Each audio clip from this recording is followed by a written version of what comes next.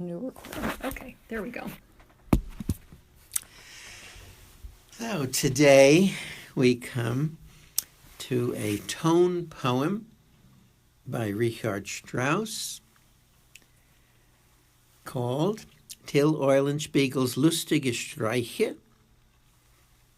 And it has a fuller title than that. That's the short title. And the fuller title continues with the words Nach alter Schelmenweise in Rondo Form für großes Orchester gesetzt. What a title. One of the longest I think I know. And anyway, the English for the whole thing is Till Eulenspiegel's merry pranks after the old rogue's tale set in rondo form for large orchestra. It's from 1894-1895. It was performed in Cologne in 1895, toward the end of the year, and it has the opus number 28. So who was Till Eulenspiegel? We think maybe this character lived back in the Middle Ages in the 14th century or so. We don't really know. But the legend of someone like Till Eulenspiegel grew, and by the beginning of the 16th century, there were a lot of literary descriptions of the character. Now, an owl was sometimes known as the devil's bird, Eulen, owl. Spiegel, well, mirrors have magic and mystery about them. So the character is steeped in legend and in enigma and a little bit in fear.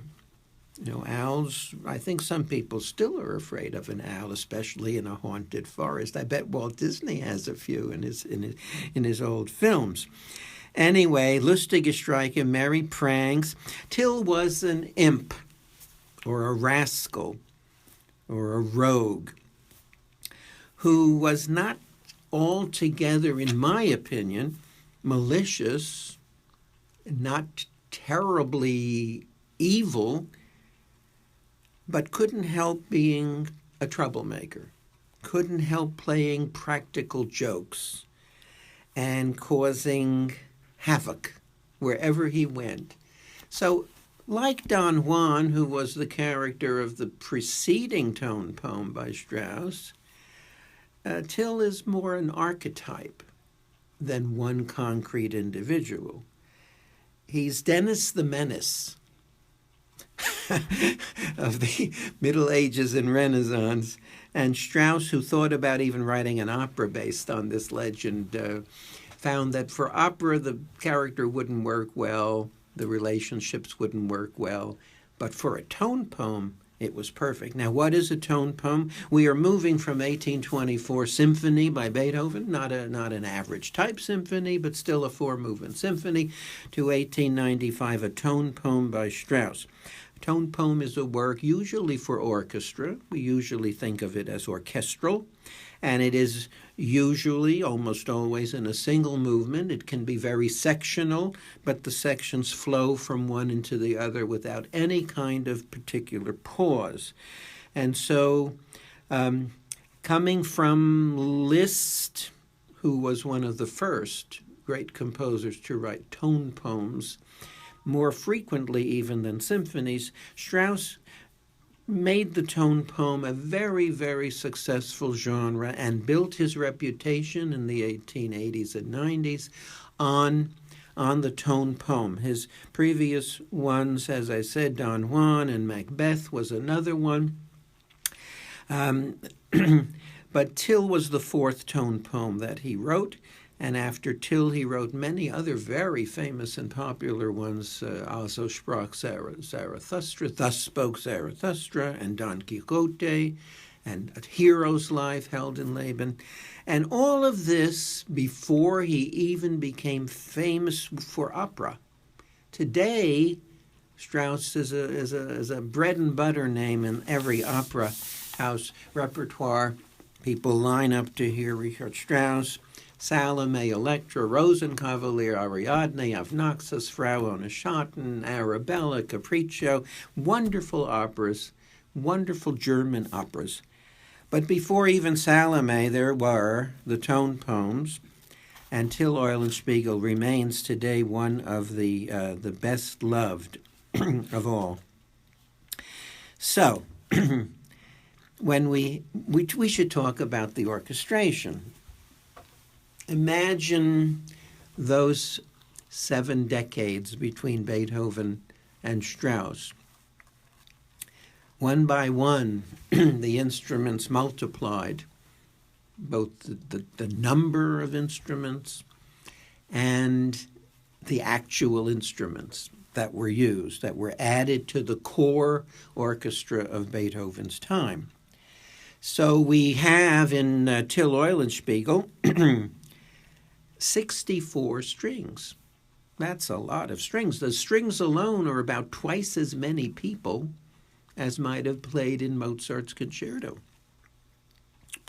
And in addition, and that means 16 first violins and 16 second violins, 12 violas, 12 cellos, 8 double basses. Then we have woodwinds. We've come now all the way from the single flute that played in certain classical symphonies to 3 flutes and a piccolo. So there are really 4 flutes. A piccolo is a soprano flute. We have the 3 oboes. We had 2 in previous eras. And in addition to the 3 regular oboes, we have the English horn, which is an alto oboe. We have a clarinet in D. That instrument is not very common anymore, so a clarinet in E flat will play the part. But the 2 clarinets in B flat and the bass clarinet in B flat, totaling therefore 4 clarinets, they are standard nowadays for the later music. 3 bassoons and a contrabassoon, which is a bass bassoon, like a contrabass, double bass is a bass violin. 4 horns in F and 4 horns in D for the judgment and tribunal scene near the end. So it's very powerful that way. Again, with the trumpets, there are 3 of them in F and 3 more in D for that one scene. So suddenly you've had 3 trumpet players needed for 90% of the piece. And then for the last little, near the last little bit, you have to have 6 players. And of course, great orchestras tend to have the complete complement, the complete body. 3 trombones and a bass tuba. The percussion, remember in the Beethoven, we were very happy to have an active timpani. But here we have and we had the Turkish instruments too in the tenor aria of the last movement, which, if you remember, are bass drum, cymbals, and triangle. Now, all of those characters are in this orchestra as well, but in addition to that, we have a snare drum and we have a rattle. These are wonderful percussion instruments that add to the flavor and personality of the piece. So we could say it's a very large, late Romantic orchestra. Harp. Without a harp. Oh, that's right. Without it's a harp. the one that doesn't have. That's right. It's the one Strauss piece that doesn't have a harp. I'm so sorry there's no harp, considering that Ashley Jackson is helping with this course. The Bartok. No harp. We'll get the harp. Bartok wouldn't dream of not having a harp in a concerto for orchestra. Anyhow, it's a great orchestra. And here we have Richard Strauss. What about Richard Strauss? He was the son of a horn player. Therefore, I think he likes to write for the horn. Very early work is the first horn concerto. One of the latest works is a second horn concerto. Horn parts are all over the place in Strauss. He became, through talent and through hard work, the foremost German conductor of his era. And he did come to New York eventually and conducted here in the Met. And he was at the same time, and maybe because of being such a great conductor and hearing everything firsthand, living everything firsthand. He was probably the finest orchestrator of the late 19th century. Now, some of you who love Mahler very, very much are going to say, well, what about Mahler? Yes, he was another very, very great conductor.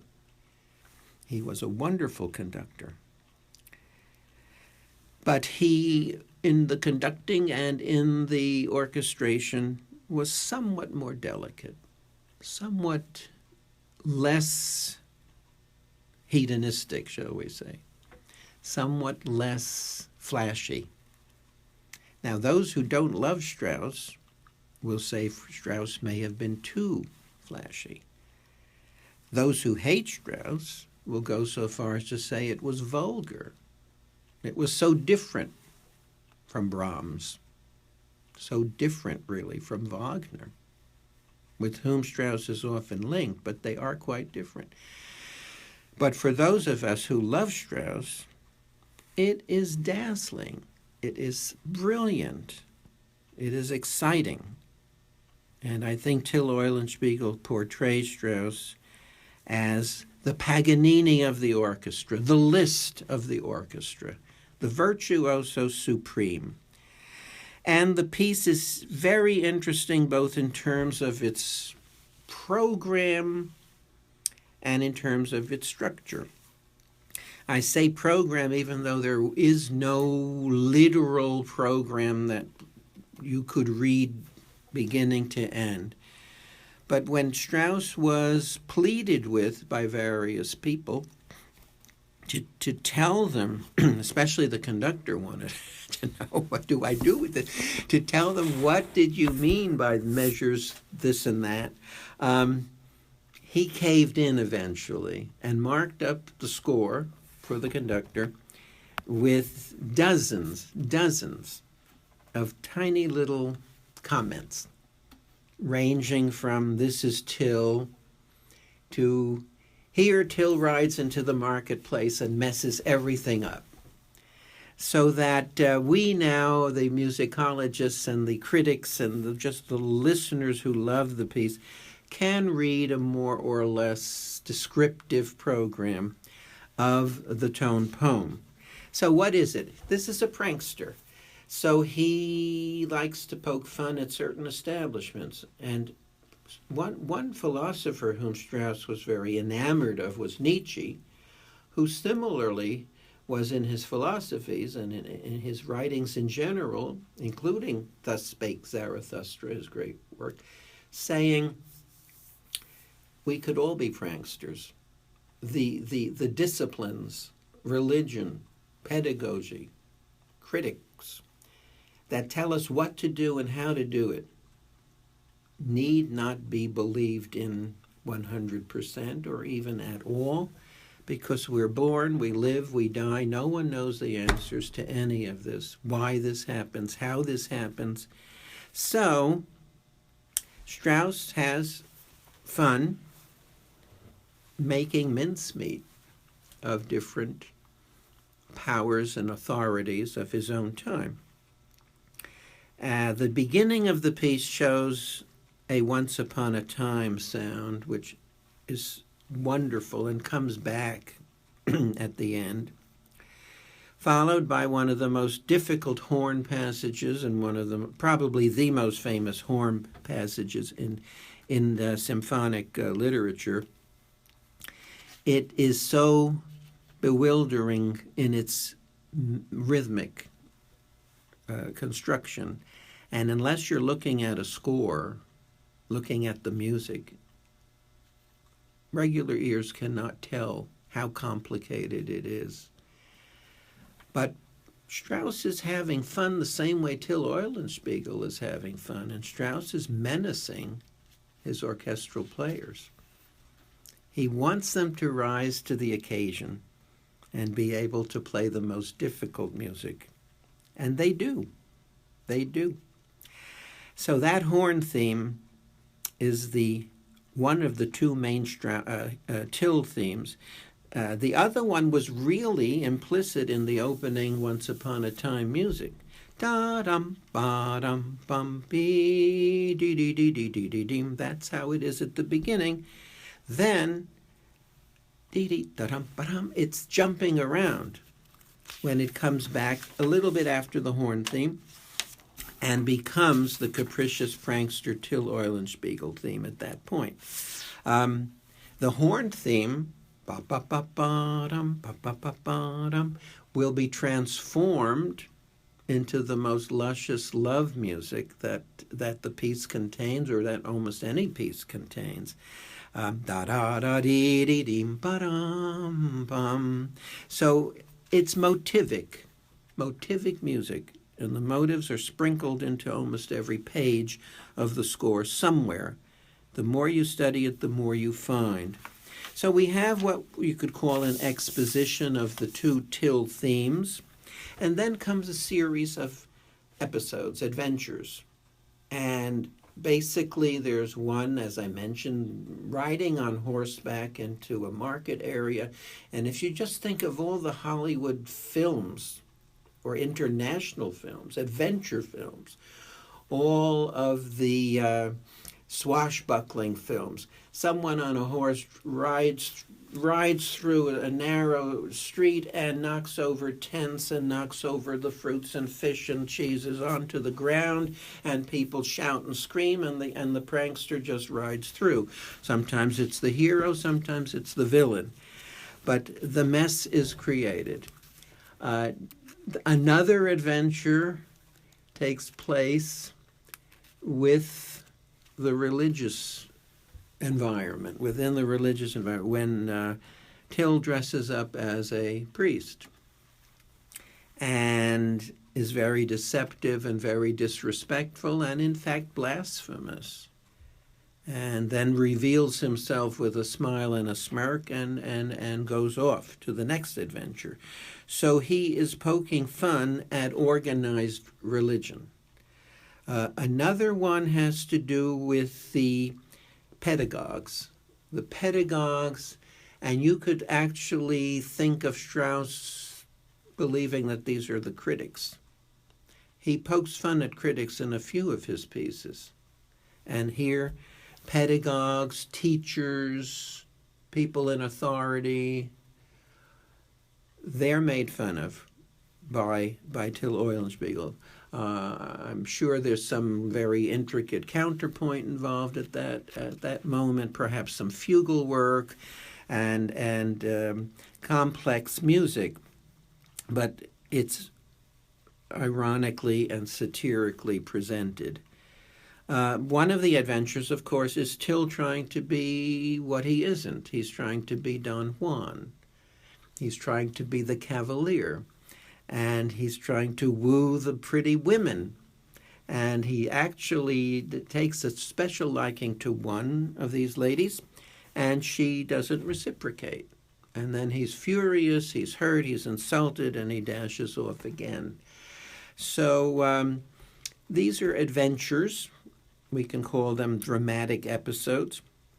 By the end of the piece, we find him charged with blasphemy. And he's accustomed in his literary existence to talking his way out of all messes, all situations. But in Strauss's version, he doesn't escape. And rather than dying of bubonic plague in the legends of the Renaissance, he is sentenced to death by some of those very types of people he was mocking. It catches up with him. There was crime, now there's punishment. And in one of the most graphic musical treatments of the death of a human being, we hear poor Till escorted up to the gallows, and we hear him hanged, and we hear the life snuffed out of him. I would compare it somewhat to the beheading of the character in Hector Berlioz's Symphonie Fantastique, fourth movement, known as the March to the Scaffold. There we sort of hear a head rolling, terrible, terrible moment. Here we shudder at the thought of the extinguishing of the breath of a human being. But in the same way that Road Runner never really could kill Wile E. Coyote, Wile E. Coyote could be exploded, he could be drowned, a rock could fall on his head, and in the next clip of the cartoon, he'd be back singing, dancing, whistling, and happy. Elmer Fudd could never get rid of Bugs Bunny. In that same way, and many, many years before any films or cartoons ever existed, Strauss has our dear Till rise up measures later, after the thud of his death, which is a descending major seventh in the bass register, as I recall, to show the horrible moment. Well, he's right back with the Once Upon a Time music and the Till Eulenspiegel definition music. And I think what that tells us is the archetype cannot be extinguished, cannot be destroyed. It will always be here. As with the Orfeo type, the Don Juan type, the Faust and Mephistopheles types, the characters like this are universal and are eternal. And so we have the beginning, once upon a time, the end, well, once upon a time, that's what was. And it's like a flashback in film. We go back to what was it that happened that brought Till Eulenspiegel to his sentencing and death. And then at the end, we're back where we started. This being cannot be extinguished. As far as the structure of this wonderful piece goes, part of the title has rondo in it. It's Rondeau, which I think refers to French origins. There is a word in French close to Eulen, which I think means something like prank. There's a French word, and that may be why Strauss calls it Rondo, E-A-U. We'd have to check that. Okay. But whether it is E-A-U or O, Rondo, it is a common structure in tonal music, and it deals with a main idea, which in this case is the Till Eulenspiegel ideas, the two of them, and episodes, which in this case are these adventures. But this rondo is not like a Mozart rondo or a Beethoven rondo, because there isn't the clarity of separation between the main idea and the intervening ideas. Instead, what Strauss does is to pile the main idea onto the episodic ideas, so that contrapuntally, the Till Eulenspiegel character is in the midst of every adventure, every musical episode. That makes a lot of sense because it's all about this character doing things. So it's in the form of a rondo, but not a classical rondo, and not even a rondo that a mid-century, 19th century person would have written. It's a modernistic rondo. And surrounding that kind of rondo, we have the frame of opening and closing Once Upon a Time statements. And because at the usual place where a sonata form would recapitulate whatever had happened before, the developmental area, the complication area of the piece, Strauss has a recapitulation of the opening material at sort of two-thirds of the way through the piece. So it's more than it's more even than a rondo that's been modernized. in which the episodes and the rondo themes are simultaneous, but it's a sonata rondo, as we would have in many a Mozart or Haydn or well, especially Mozart or Beethoven rondo, where exposition exists and development exists and recapitulation exists and some kind of coda exists. But on top of all of that, we have episodes also. Now, I mentioned with the Beethoven Ninth that he has in the last movement sonata form and the double exposition concerto form and cantata and variations. Well, Strauss is a wonderful successor to Beethoven in that way. He has so much going on at once, but none of it is classical. None of it is clear. It's all very modern for its time. And Strauss was also in this piece, being a man of the incoming 20th century. He was saying also that not only formalized religion, formalized pedagogy can be mocked, so can the old traditions of music. The school book rules. We don't have to do it that way, he's saying. We can do it our way. It can be fun our way. It can be modern through our orchestration, through our modulations and harmonic progressions, through the wonderful massaging of melodic ideas, through the horribly complicated rhythms. But it has to be different. And I have read, and I of course hear it, but I have to admit I have read that Wagner's Tristan chord appears in this piece also and is mocked also.